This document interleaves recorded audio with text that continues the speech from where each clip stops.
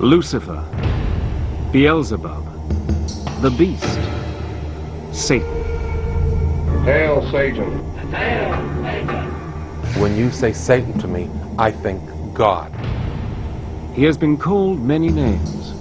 He has taken many strange and different forms. The idea of God's evil enemy has been around for thousands of years. And it's still as powerful as ever. Evil is real, and it must be opposed. But where did Satan's story begin? Where did he come from? And how did he become the Prince of Darkness?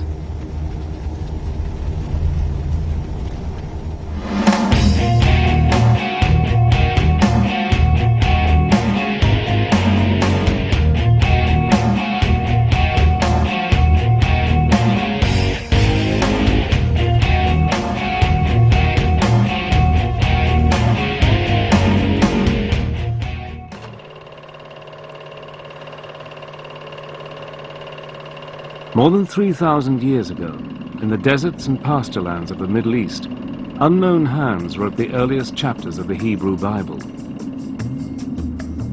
If the devil had a birthplace, surely it was here, somewhere in the book known to Christians as the Old Testament.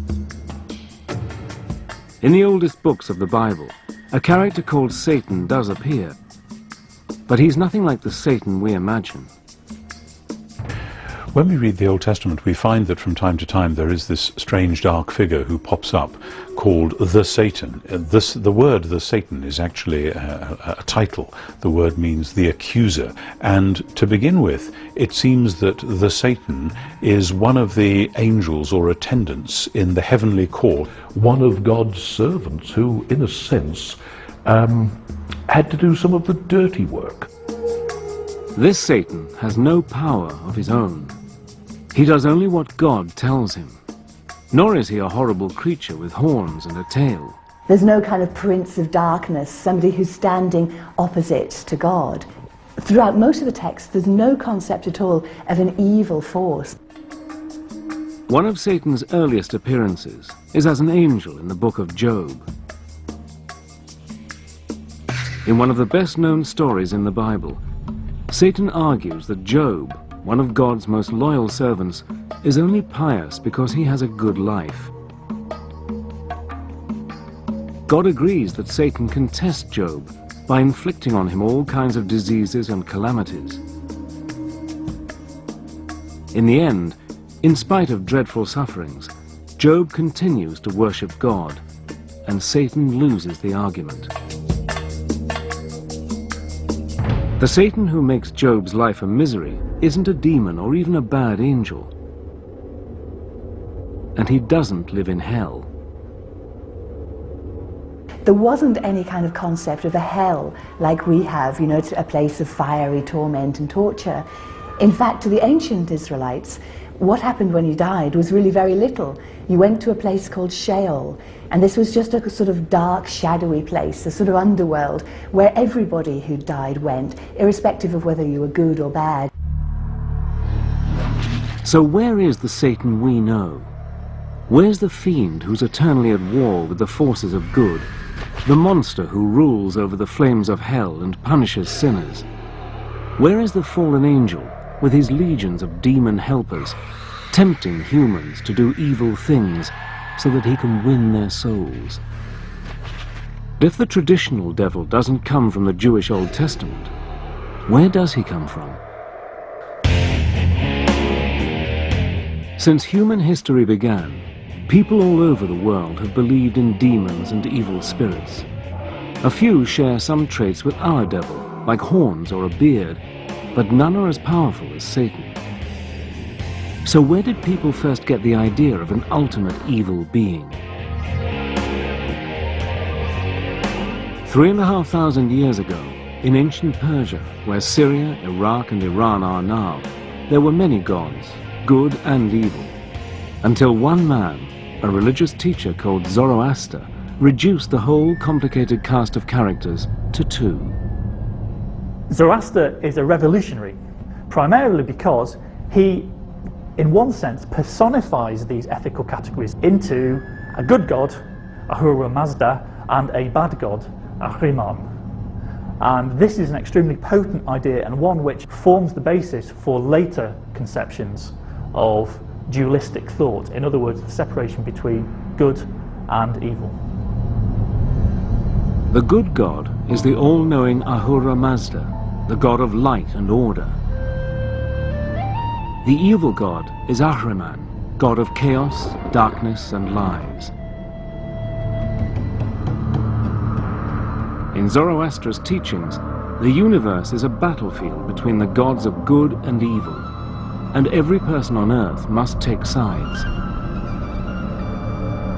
After death, good people are rewarded in heaven, while sinners are punished in a dark and gloomy hell.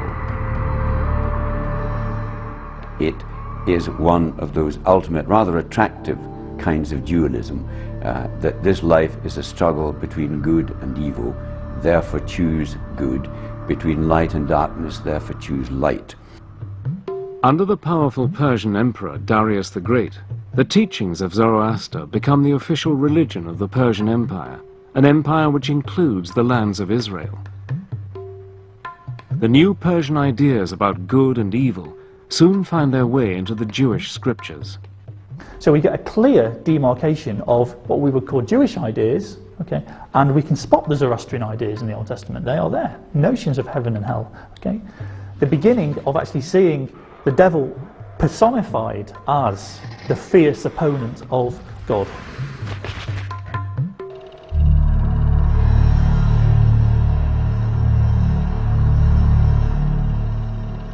As the Persian Empire in turn is defeated by Alexander the Great, Greek culture comes to ancient Israel. The Greeks introduce a huge cast of gods and goddesses, including one who will shape our image of Satan for centuries. Hades has a black face or black beard. He sits on a throne, often made of ebony, and he wields a two-pronged fork, not for prodding sinners, but for blasting things to bits. To the classical Greeks, the underworld was ruled by Hades, who was the god of the dead. He was one of the Olympian gods, but he seems to have spent most of his time in this dark, shadowy underworld, which is also called Hades. Now, he wasn't a very nice character. He seems to have been very morbid and morose, and nobody really liked him. None of the gods liked him, and certainly no humans liked him. Hades wasn't very likable, but he wasn't evil either. In fact, the ancient Greeks see Hades as a god of justice. They believe that when people die, they go to Hades, and he decides whether they go to a place of happiness or a place of misery. As ruler of the world underground, Hades is also the god of wealth and abundance. In a dim memory of Hades, people have believed for centuries that the devil can make you rich. As well as the brooding character of Hades, the Greeks give the world another familiar ingredient of the devil's story. In a famous myth, Zeus, the greatest of the gods, defeats the winged serpent Typhon and throws him down to Tartarus, the lowest region of the underworld. Over the following centuries, the myth grows into the story of how the angel Satan rebels against God and is thrown out of heaven with all his followers. Satan's allies, the fallen angels, become his legion of demons.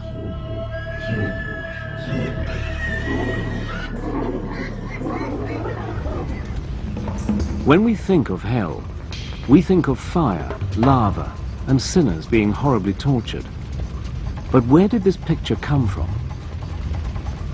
The underworld of Hades doesn't have fire, but ancient Jerusalem does.